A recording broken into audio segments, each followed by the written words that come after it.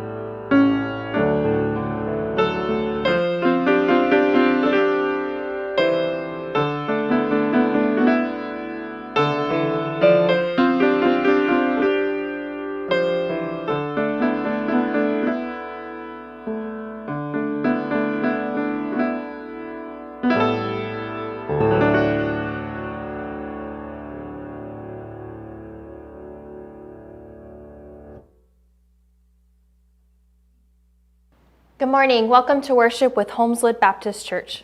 Whether you're here in person in one of our 3 spaces or you're at home or at work, we welcome you to join into this family of faith here at Holmeswood. Because 13 seconds keeps coming up a lot, I thought we could take 13 seconds, maybe reflect on the Christ candle here in front of us or a space where we can truly dive deep into God's embrace. So let's do that at this time. 13 seconds.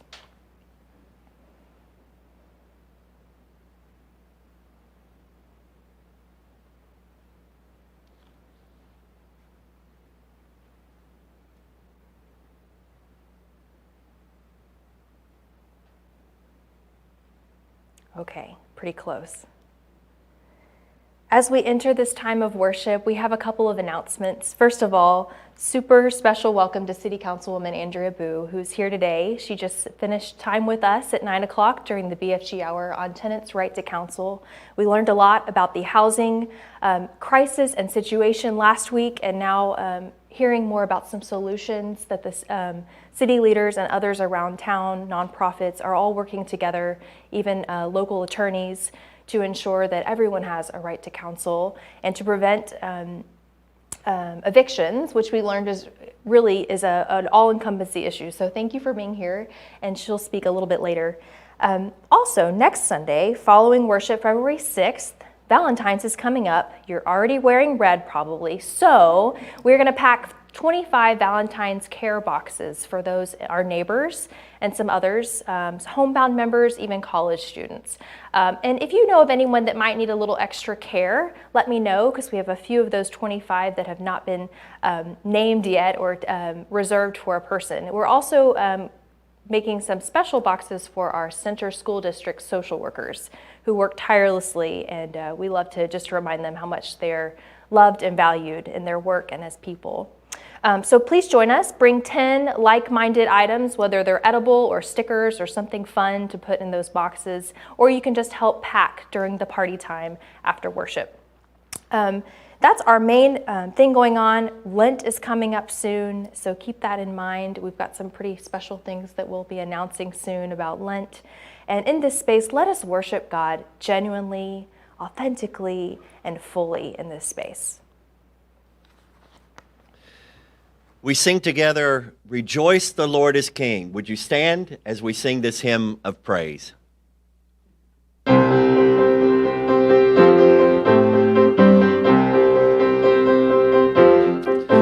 Rejoice, the Lord is King, your Lord and King adore.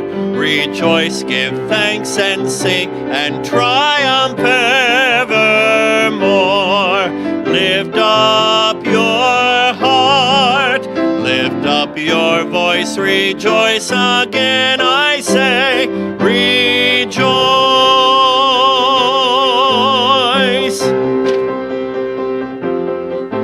Jesus the Savior reigns, the God of truth and love.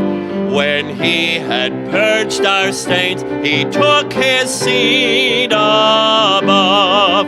Lift up your heart, lift up your voice, rejoice again, I say, rejoice.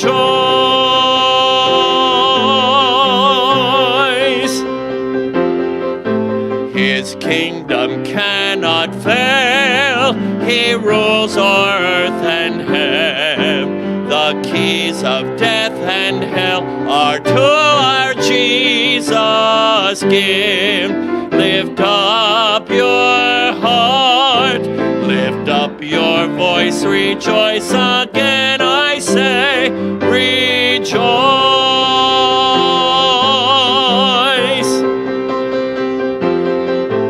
Rejoice in glorious hope, our Lord the Judge shall come and take his servants up to their eternal home.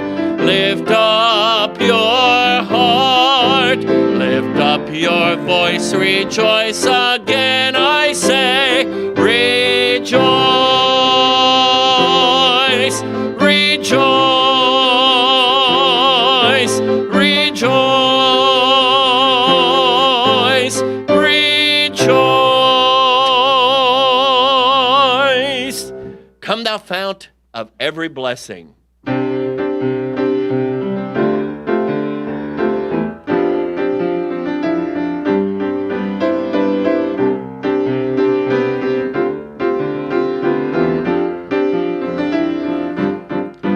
Come thou fount of every blessing, tune my heart to sing thy grace. Streams of mercy never ceasing, call for songs of loudest praise.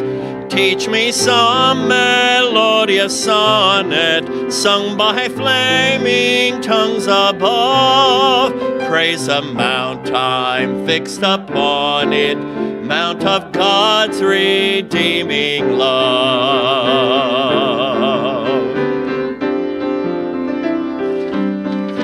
Here I raise my Ebenezer, hither by thy help I'm come, and I hope by thy good pleasure safely to arrive at home. Jesus sought me when a stranger, wandering from the fold of God. He to rescue me from danger, bought me with his precious blood.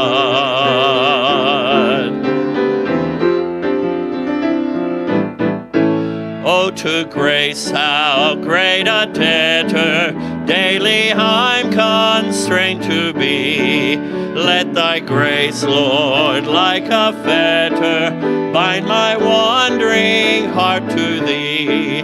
Prone to wander, Lord, I feel it, prone to leave the God I love. Here's my heart, Lord, take and seal it for thy courts above. Here's my heart, Lord, take and seal it for thy courts above.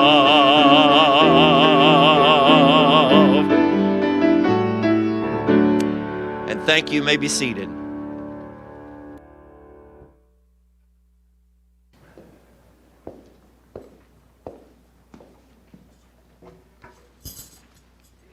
Good morning. My name is Andrea Bough. I am 6th District at-large City Councilwoman for Kansas City, Missouri. And it is my pleasure to join with you this morning in worship. I will be brief, as I talked quite a bit this morning earlier. But I wanted to share with you a little bit about Right to Counsel and why that is so important to Kansas City, to me, and to our city in general. Right to Counsel is a program to be administered through the Housing Department with a structure in place to monitor and report on its success. The city will provide funding through partner agencies to provide legal services in eviction proceedings. At its basic core, it provides legal representation to those who are being deprived of a basic human right, and that is housing. But it does so much more than that. It provides housing stability to families and individuals who are facing the loss of housing and shelter. As I mentioned this morning, approximately 98% of tenants who are in eviction court do not have representation. 42 evictions per day were happening even before the pandemic. This ordinance, as I said, provides legal counsel through our partner agencies. Currently, Legal Aid, Heartland Center for Jobs and Freedom, and partnering through United Way, which is providing eviction assistance to all Kansas City residents facing eviction in Jackson, Clay, Platte, and Cass counties. It also establishes tenant legal services and assistant director to administer the program, and establishes a tenant committee that is comprised of tenants only to work with the director and staff to monitor and make recommendations to ensure the success of the program. It provides a structure of monitoring and outreach, which is key to the implementation. And it provides a phased-in approach to allow the partnering agencies to build capacity, for the city to put in place the needed structure, and to identify funding for the program. This I didn't mention earlier, but this program will go into effect in June 2022, and the upcoming budget, which we should see in a couple of weeks, does have the funding for the program in the upcoming year. During the testimony and my research on the program, there are several reasons why this program is important, not only to the people that it will impact, but the city of Kansas City in general. Number one, it will reduce homelessness because it will reduce the number of evictions. For those who have an eviction, it is much harder to find homes to rent in the future. It will reduce separation of families. We heard from those who practice in the area of family law that if someone is evicted, they run the risk of being separated from their children. It also provides stability, this program hopefully will, for our school children, because those families that are evicted and have to move continuously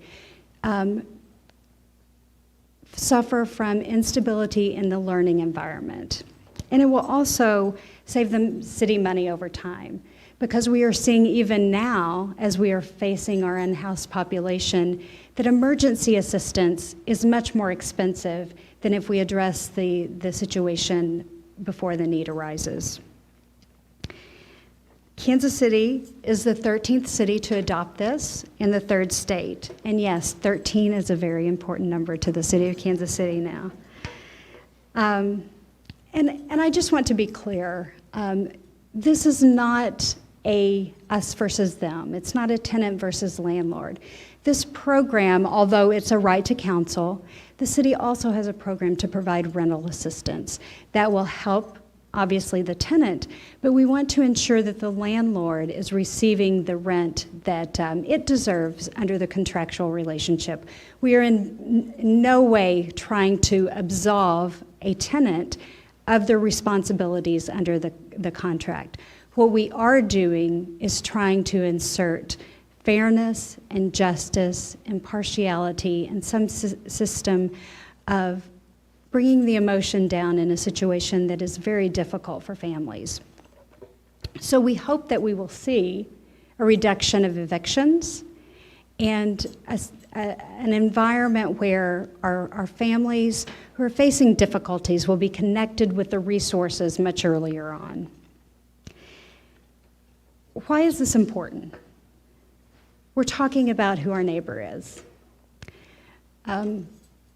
If we define our neighbor very narrowly, like I can on my one block of Arno Road, then our differences are very minimal.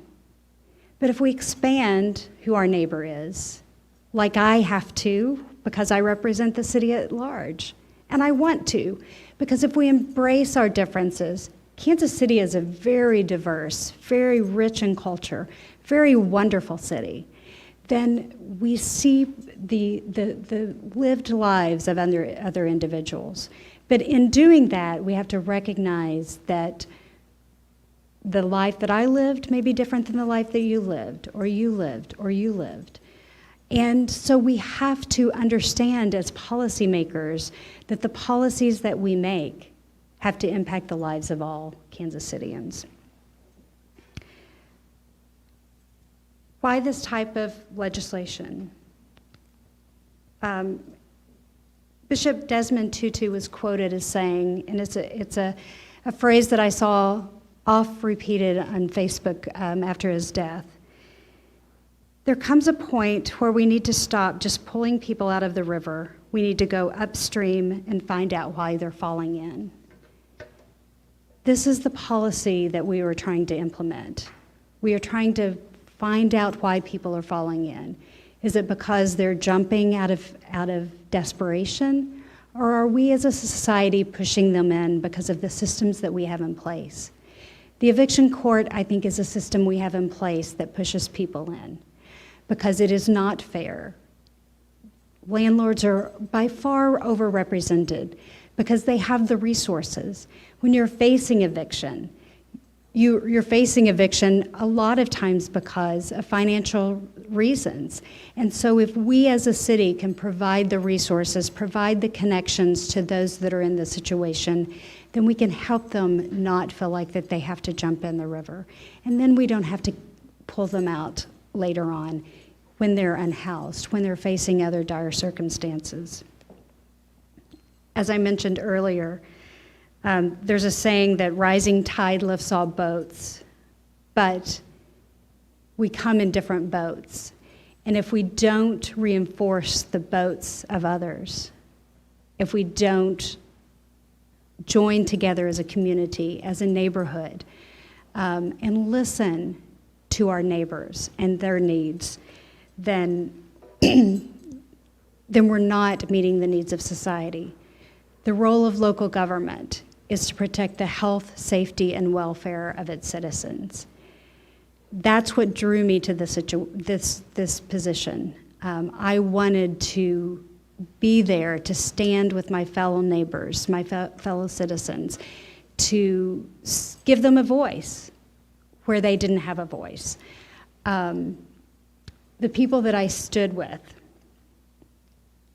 that I stood behind, and gave them a voice are the people who have faced eviction, who were speaking for those who might face eviction in the future. Rabbi Lord Jonathan Sacks said, and he was chief rabbi of the United Hebrew Congregation of the Commonwealth of the United Kingdom, Jews cannot fight anti-Semitism alone. The victim cannot cure the crime. The hated cannot cure the hate. It requires all of us to stand up, to speak, to stand hand in hand. We're all probably going to be cheering for probably longer than 13 seconds this afternoon for our chiefs, because we have a common goal to get back to the Super Bowl and win it this time, because we want another parade, right? But if we can see, if we can listen to the voices, and we can make policy decisions based upon what we're hearing from our neighbors, then that does rise all boats. It reinforces the boats that are there, that may be weak, that may be about ready to fall apart. And that's what I'm here to do. I may not have ever faced eviction, but I can listen to the stories of the people that were speaking, to Sabrina and Nessie and Miss Ruby and to Diane. And if we listen, if we open our hearts, if we expand who our neighbors are, then that, I think, is what God put me here for. So I appreciate the opportunity to speak with you today, and let's all be good neighbors. Thank you. We sing together, "We are called to be God's prophets."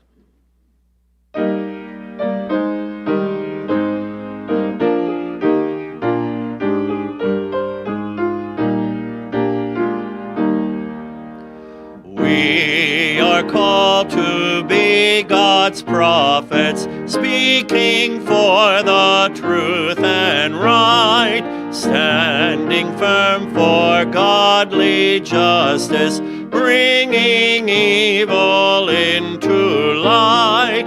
Let us rise the courage needed, our high calling to fulfill, that we all may know the blessing of the doing of God's will.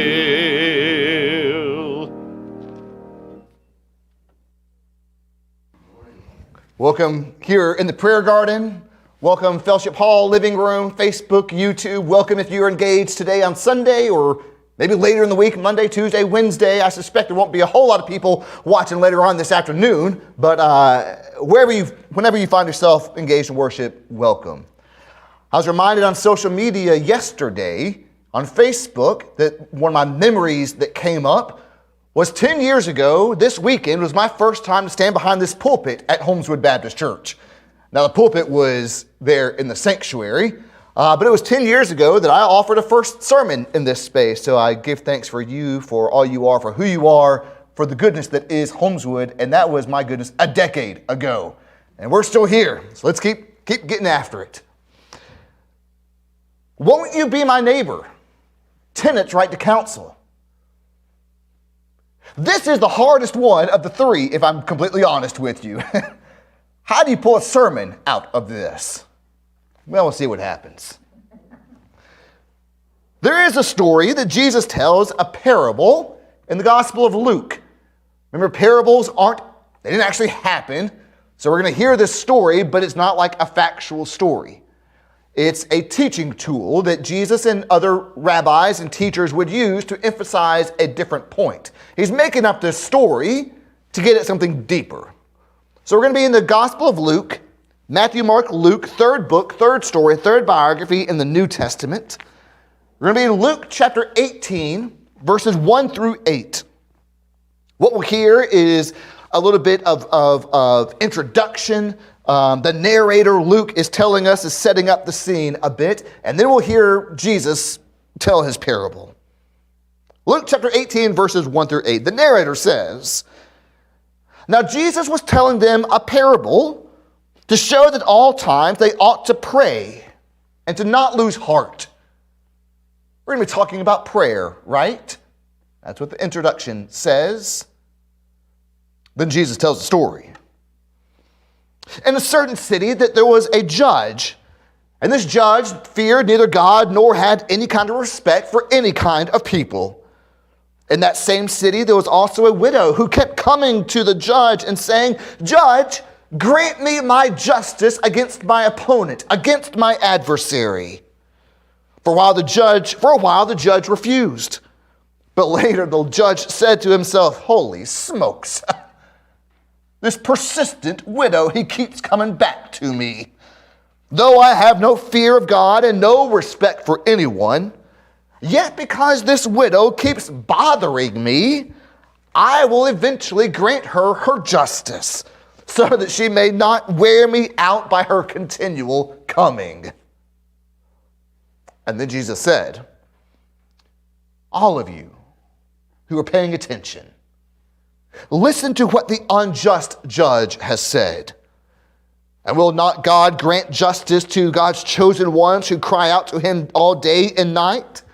Will God delay long in helping them? I tell you, God will quickly grant justice to them. And yet, when the Son of Man comes, will the Son of Man find faith on the earth?"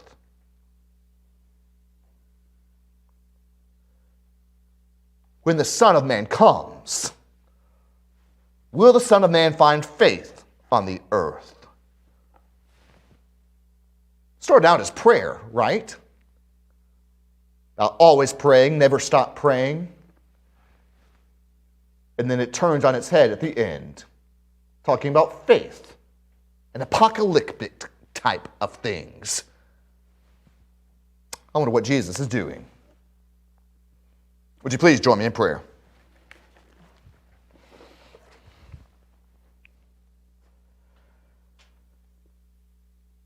Greater God, as we continue to reflect and consider who is neighbor, how can we be neighborly? What it means to be followers of your way who see and hear neighbors all around us. Today we hear the story and the teaching of the unjust judge or the persistent widow. May this teaching and parable help us to deepen our ways, to have them more aligned with your ways. All this pray together in your Son's great name. Amen. It's commonly called the Phantom Song. In everyday vernacular, that's what people call it, the Phantom Song. But the actual title of the song is Bach's Toccata and Fugue in D minor. We're not talking about Andrew Lloyd Webber's song of the Broadway hit Phantom of the Opera. No, I'm talking about the OG Bach's Toccata and Fugue in D minor. It was written for the organ. The dun-dun-dun, dun-dun-dun-dun. The first time that I was really introduced to that song is, I've heard it growing up for a long time, but the first time I really got to know that song was in the fall of 2000. As I'm sure you might remember, I began college as an organ major. And so it was the fall of 2000, and I was working on my audition pieces that I would play the following year, my senior year of high school, to go around and audition at various colleges and universities on the organ. And so my teacher and I were looking at various songs that I might play for the organ selections, for the audition selections, and he came to Bach's Toccata and Fugue in D minor. I love that song, but he wasn't really convinced that I was prepared to actually play that song. Gauntlet thrown, challenge accepted is what I felt. And so for the next 4 months, I practiced the tar out of Bach's Toccata and Fugue in D minor. I felt as if I was Gene Kelly or Stretch Armstrong going this way and that with my arms up and down the keyboards, my legs crisscrossing in syncopation and in rhythm with my hands, depending on where we were in the song. And after 4 months, I played that song. And it came time for my lesson that week, and I was a bit cocky, and my chest was puffed out a bit. We go into the sanctuary, and for the next 15 minutes, I play Bach's Toccata and Fugue in D minor. No mistakes. I'm a preacher, I can hyperbolize a bit. After playing the final climactic D minor chord, and then releasing my hands and my feet from the pedals and from the keyboards, and allowing the notes and the music to reverberate around that empty sanctuary, I then turned on the stool, waiting to hear the glowing, positive reinforcement that my teacher was going to provide for me. Never before had he heard such a thing, especially from a junior in high school. What he said, though, was something I was least expecting. David, you have played the notes. Now it's time to learn the song. David, you've played the notes. Now it's time to learn the song. After I got over the deflation of my ego a bit, I began to realize what he was really trying to say. The role of a musician is not just to regurgitate the notes that are on the page. The role of the musician is to bring the music to life, to connect your body, your mind, and your soul to the outline that is there on the pages. I play the notes, but my full being wasn't connected with the song. And so for the next year, I had to learn how to play Bach's Toccata and Fugue. And what I quickly realized over time is that when I fully began to play the fugue and the prelude, I was also playing myself. As I was playing the song was also playing me. And Jesus tells this parable, this story, about a widow who had the odds stacked against her. This widow found herself going up against this ruthless judge who refused to hear her at all. And yet, day after day, as the parable goes, the widow keeps going back to the court and calling out to the judge, "Judge, grant me my justice against my adversary." And day after day, the judge would shoo the young woman, the older woman, outside of his courtroom. "I got no time for you. Get away from me. You're an annoyance," is what the judge was saying. "Leave my courtroom." Now, in the telling of the parable, Jesus does not exactly say what the woman was seeking justice for. But we can creatively imagine what that might have looked like there in the first century. We have to quickly remind ourselves that women were low on the totem pole there in the first century, and a widow in particular was about as low as one could get. And so, how the culture was set up was that if the husband died, the inheritance would not go to the wife, to the widow, rather the inheritance would go to the oldest son of theirs. And if they did not have any boys, then the full inheritance would then go to the deceased man's oldest brother. It would bypass the woman. She had no rights. She had no support. So it's not really hard to imagine what this widow might be seeking justice for. And I suspect as Jesus was creatively telling the story, if he were to imagine how it really might play out, I suspect that the inheritance didn't go to a son, but actually went to a brother-in-law, because what son would leave his mother like that, so vulnerable? I don't know. Whatever it was, whatever the widow was supposed to receive from her late husband's estate did not go to her. And because the widow could not culturally take action in and of herself, her only response was to go to the courts. And unfortunately, this court that she went through, the judge did not care about her in particular or widows in general. In fact, he was not neutral at all. This judge does not care one bit about what happens to this widow or widows in general. He is interested in one person and one person only. I suspect he's only interested in himself. But this widow will not be deterred. day after day, relentlessly. She comes back to the courtroom demanding her justice. And this widow is as tough as nails.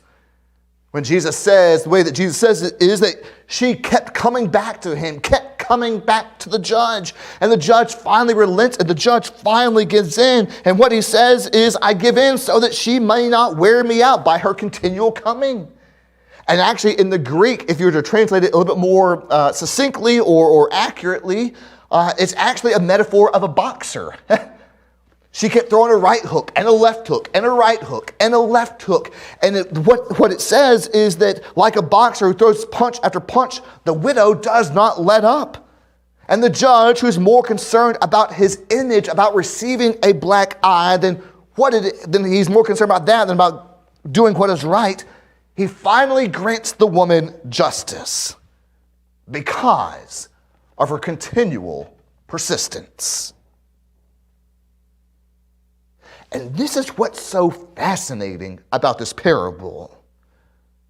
At the very beginning, Luke says the parable is about prayer, about always praying, about never giving up in your prayer. That's how the narrator begins the parable. But at the very end, Jesus says, when the Son of Man returns, will he find faith on the earth? Prayer, persistence, faith, the end times, a vulnerable widow. What is Jesus doing? Won't you be my neighbor? Tenants' right to counsel. In the U.S., it's estimated that there are 7 million renters who are behind on paying their rent. And as Councilwoman Bough, she used the numbers, so it must be here in Kansas City, that 98% of landlords have counsel with them when it goes through the eviction courts, whereas only 2 or 3% of the tenants do. In the U.S., it is roughly 90% of landlords have counsel, and only 10% of tenants have counsel. And in order to get through the docket more quickly, as Councilwoman Bough indicated, judges routinely grant the request of the landlord because they have legal representation, as opposed to the few tenants who show up to court and do not know what they are doing. This means that tenants default at high rates, and evictions are then placed on their record, which then leads to blacklisting, which then leads to, once you have been evicted once, it's really hard to have a landlord give you another place to rent. Right to counsel helps slow down the eviction process and assists tenants with complex processes of the eviction proceedings. It guarantees them legal representation. Now, the tenants have a voice in the court. There's someone who is standing beside them, who is advocating on their behalf.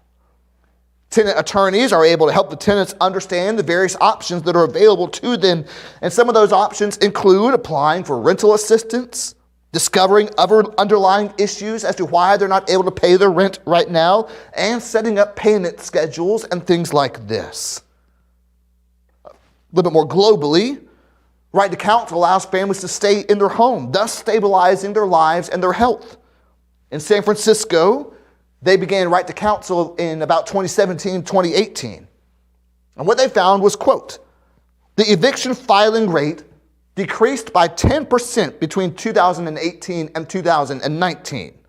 And of those receiving full representation, 67% were able to stay in their home. In New York City, 86% of tenants who had representation as a result of New York's right to counsel were also able to remain in their home. 86%. All of this takes place while landlords are still able to receive their payments.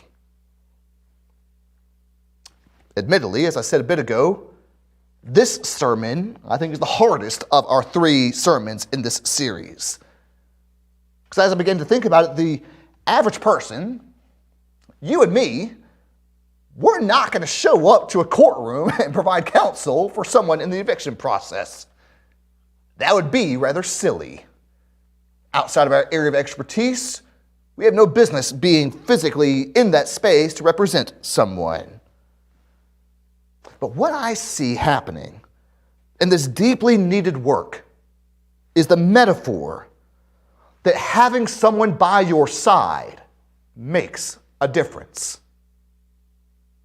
Having someone by your side makes a difference.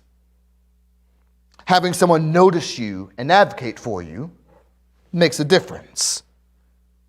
And having the gumption and confidence to stand by someone who is in need is a mark of a disciple of Christ. In this parable, the widow had no one standing by her side. I creatively wonder aloud, how would the story have been different if she had had an advocate with her? Or to push the story a little bit further, how many other previous widows had the judge dismissed or initially heard their case but then shooed them on their way? The other widows, defeated by this initial dismissal, I suspect, gave up, and justice was never granted. If someone had just been by their side, if someone had helped advocate for them, for her, how might the story have been different? I am convinced the embodiment of the ways of Christ ought to cause each of us to participate in bringing about a world that is more equal and just for everyone. The embodiment of the ways of Christ ought to cause each of us to participate in bringing about a world that is more equal and just for everyone. You can't help but see what Jesus does, right? Regularly, time and time again, Jesus finds himself standing beside, amplifying a voice that the world had quickly passed by. There was the woman at the well. There was the woman who was, a quote, caught in adultery, and I think there's more to that story, and I hate that title. There was that man that was brought to Jesus and was asked who sinned, this man or his parents, and Jesus articulates, y'all got it all wrong. You're missing the point. Neither he didn't sin nor his parents sinned. That's not why he's disabled. You're missing the point. Regularly, Jesus finds himself standing beside amplifying voices, working towards a more equal and just society. I do believe that Jesus did take his faith cognitively very seriously, but Jesus also put skin in the game to help equal the playing field for everyone. Jesus worked to bring about a life of shalom for all people. There's a quote by William Sloane Coffin, who was the pastor of Riverside Church in New York City. He is a pastor, a theologian, and an advocate. He said one time, quote, "What a distortion of the gospel it is to have limited sympathies and unlimited certainties." Let me say that again. This is a significant, provocative quote. What a distortion of the gospel it is to have limited sympathies and unlimited certainties. Too often it feels like the church leans more heavily into unlimited certainties and lacks unlimited sympathies. What about you? In your life, you have a sphere of influence. There's a world in which you engage. Where are you willing to help amplify a voice that has regularly been dismissed? Where are you actively becoming engaged to make someone else's life more equal, more just? And how are you using your influence not to promote yourself and your way, but to stand beside or lift up someone else, even if they can never pay you back? Because it's not about what you can get in return. It's not about stirring a cause just to stir a cause into great conflict, but it is recognizing that something is not right. something does not reflect the realm of God, in which everyone has enough, in which everyone is truly valued. For you, where are you putting your skin in the game and are willing to stick with it, even when it seems so overwhelming and things will never change? I'm reminded of a story of Charles Blondin. Charles Blondin was an Evel Knievel of sorts there in the beginning of the 20th century. Blondin was a daredevil, and his area of expertise was tightrope walking. Blondin would regularly stretch wires over the top of buildings and walk across them to create a stir, to create a spectacle. But one day, Blondin announces that he's going to walk across a tightrope over Niagara Falls, beginning on the Canadian side and landing on the American side. People thought he was nuts. The water from Niagara Falls, of course, would splash to the top and encase the wire. The wire would become slippery, and he would definitely fall to his death. There was even one newspaper reporter that, quote, called Blondin, quote, crazy for attempting such a feat. Well, Blondin pushed all that aside and said, I'm going to do it. And so he announced the following day he was going to stretch a wire across Niagara Falls and walk across, but not even just walk across by himself, but push a wheelbarrow full of rocks. So as you might imagine, there was a large crowd that came by to watch him fall to his death. Blondin gets on the wire, and step by step, pushing that wheelbarrow full of rocks, walks across Niagara Falls. A quarter of a mile is what it is, the distance between the two sides. The wire wasn't particularly tight that day, so he wobbled back and forth a bit. Step by step, though, he made his way to the other side. And 6 feet from the edge of the American side, Blondin pushes the wheelbarrow full of rocks onto the American side, does a cartwheel, and lands on solid ground. The crowd erupts. Blondin, you did it! And there, standing in the very front, was that same news reporter who called him crazy the day before, and he was ecstatic. I can't believe you did it, Charles. Blondin said and called up the crowd, do you think that I can do it again? And everyone says, yes, we believe. And then Blondin looks at the news reporter standing right in the very front and says, if you really believe, get in the wheelbarrow.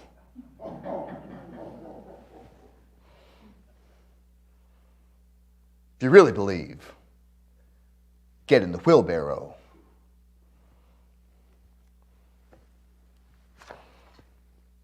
Charles Blondin, a persistent widow. We learn that faith has to be more than a cognitive integration. It has to be more than an intellectual belief. Faith has to live inside of us. It has to be part of us. It has to flow from us.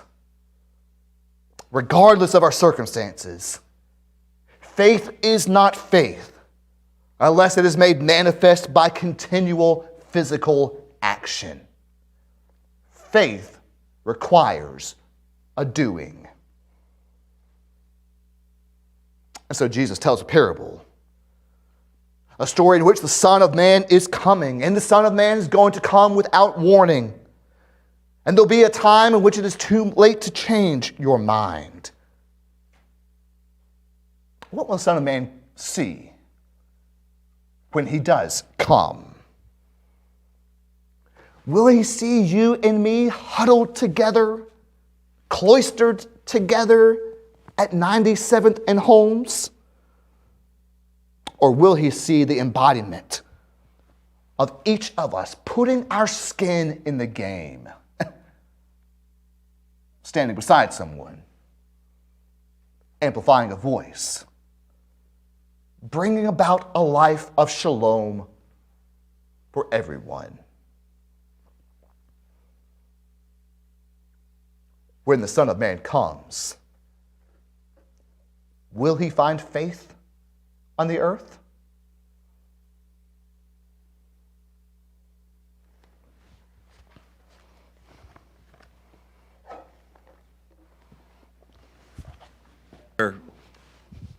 a song that we have sung before, Help Us Accept Each Other.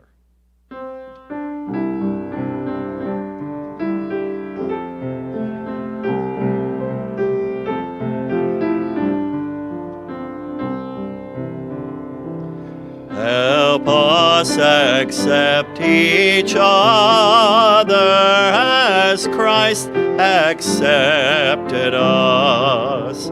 Teach us as sister, brother, each person to embrace. Be present, Lord, among us, and bring us to believe. We are ourselves accepted and meant to love and live. Lord, for today's encounters with all who are in need, who hunger for acceptance, for justice and for bread. We need new eyes for seeing, new hands for holding on. Renew us with your Spirit, Lord, free us, make us one.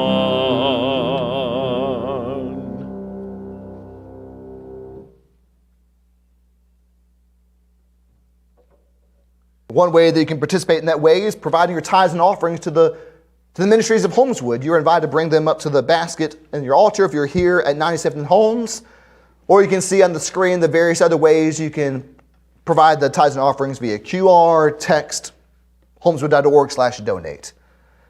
You're also invited to make Holmeswood your church home as a member, whether you're physically able to come here, whether you are engaged in worship or engaged in the church, no matter where you find yourself around the country. If you're here, a pastor will be up front and would love to start a conversation with you, or if you're online, just leave a comment or send us a message and we'll connect with you later today and later in the week. For all of us, faith is a doing. It's a way of life. It's a way of being. Let's all respond to the faith in Christ together. Christ's service. It's a tune that you'll readily remember. Would you stand, would you sing, and would you come?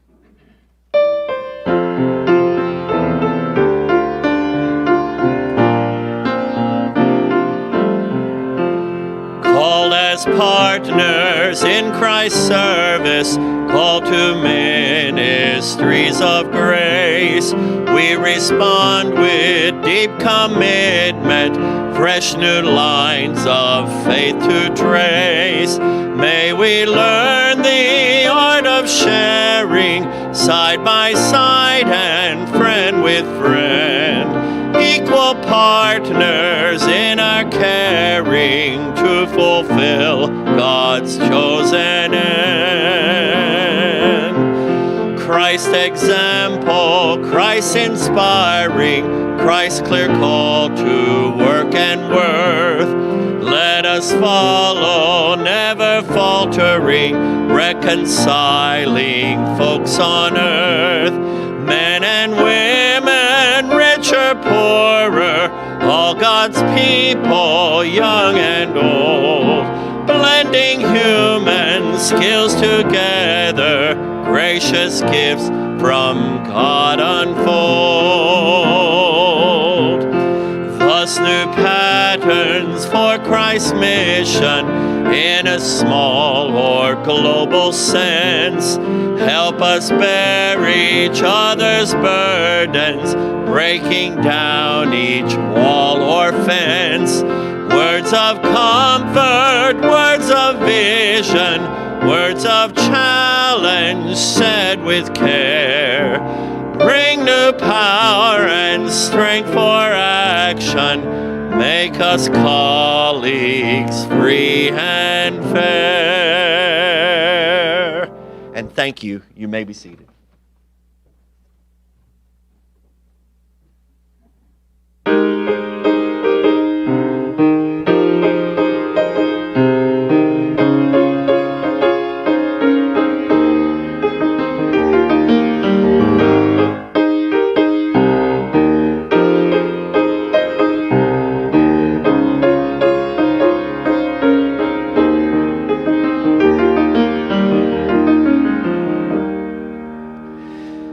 In the darkness of my life, you were there to bring me light, and you comfort me with all your strength and peace. Then I pray, what can I do with all this strength from you? And you tell me, love your neighbor as yourself. But Lord, it's hard to love that way in all I do and all I say. Oh, help me give to them the love that you gave me. For if I really love you, then I'll serve you by giving of myself to the least of these. Oh, Jesus, help me love you by loving those around me. Help me to be what you want me to be.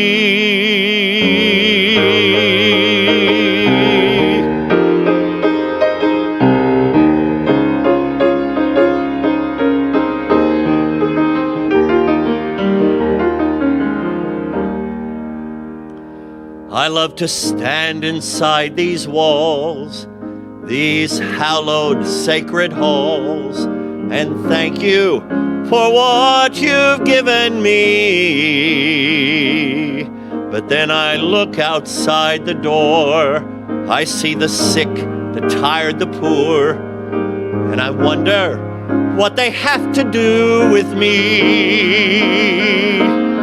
But then you opened up my eyes to their pain and to their cries and told me, love them if you truly love me. For if I really love you, then I'll serve you by giving of myself to the least of these. Oh, Jesus, help me love you by loving those around me. Help me to be what you want me to be. For if I really love you, then I'll serve you by giving of myself to the least of these.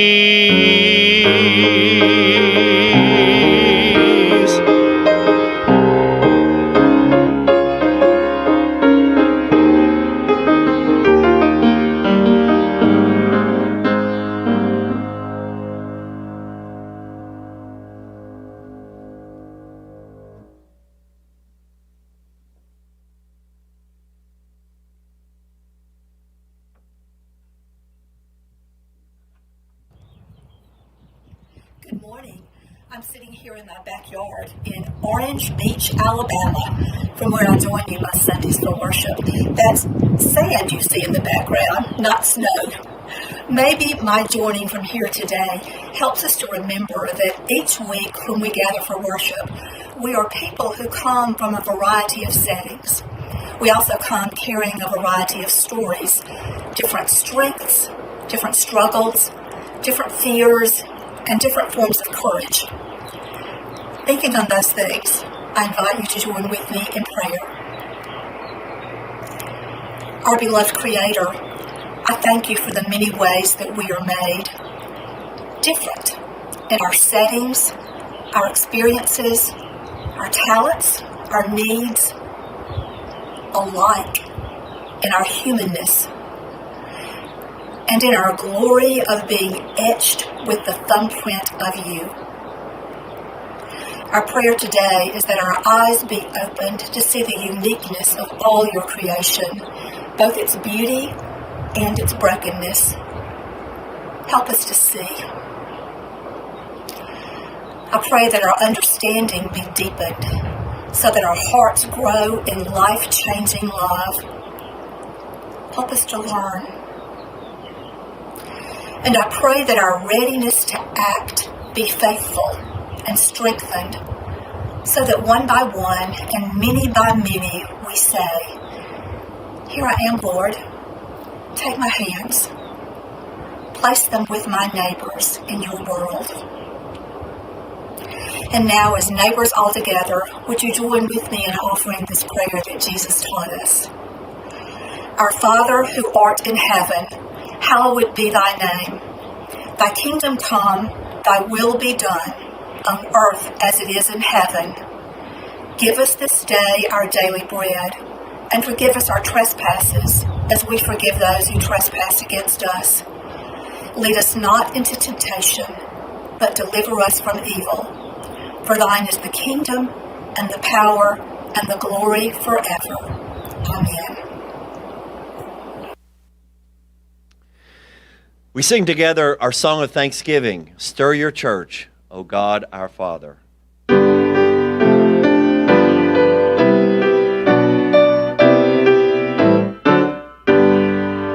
Stir your church, O God our Father, move throughout its life today. Cultivate a sense of mission in our hearts and minds, we pray. Help us to renew commitment to a way of ministry which interprets for our culture how your truth can make us free. Give to us a social conscience which enables us to see that all folk are your creation and that they have dignity.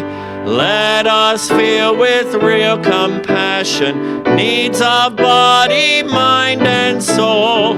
For these needs way we provide them ministry which makes them whole.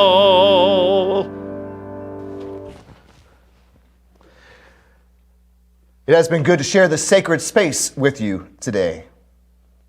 A couple things I want to offer, just a quick thank you to Steve Lau, Phil Daniel, John Brown, Gary Youngblood, and Alan York. They came up yesterday morning and demoed the restrooms in the sanctuary area. You might not be able to tell, but I've been going to the gym a bit. And when I went to bed last night, there were muscles that were sore, even though I'd go to the gym, I was in awkward spaces that I had never done. Well, it's been a while since I put my body in those kind of spaces. So thank you to those individuals who have helped physically in the renovation process yesterday as we've demoed those restrooms.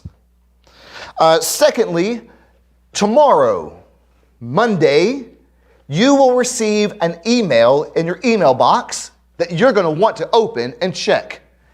It will be about the Sunday morning schedule survey. You remember back in the November 2021 business meeting, we had a conversation of what does our Sunday morning schedule look like? Do we want to what do we do now? BFG first and then worship?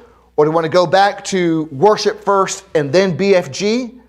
What we said in November was that we're going to have just an open feedback conversation, but that a survey would come out in January. This is that survey.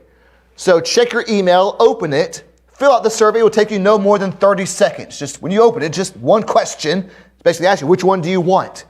We're also mailing out physical copies to those people that we know don't do email, and so they'll have an opportunity to engage. So you can complete the survey online. You can call the church office and leave your response with either the person working the front desk or on the voicemail, or you can print off a copy with your choice circled and place it on the front desk. We're going to have 2 weeks in which we're collecting those responses. So the deadline will be February the 13th at noon. That's a Sunday. So February the 13th. That will be our final cutoff, and then we will announce the results in the February business meeting, which will be on the 16th, just a few days after that. To say it very clearly, whatever response gets the most is what our schedule will be once we return back to the sanctuary. So we're going to stay in this model until the renovation is completed, and then once we go back to the sanctuary, we will go with whatever greatest response we have from this survey. So fill it out. What you've noticed in recent time is that your voice really matters. So participate in this. Finally, from a pastoral side, I want all of us to know and be aware that yesterday Don Dyer died at about 3:35. It's been a pretty quick spin of events. I'm looking in the prayer garden right here in this back center. That was Don Dyer's seat. There was a sign that said reserved for Don Dyer because he needed help being pushed up off the brick area. Don was a good man, really good man, a solid person here at Holmeswood.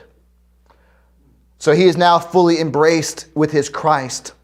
The family is looking at having a memorial service probably sometime in the summertime when weather is warmer and when COVID-19 has decreased.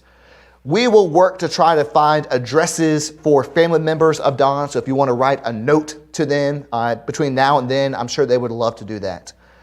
So today we grieve his physical death, but we give deep and great thanks that he is now fully alive and embraced with his Christ. God bless Don Dyer.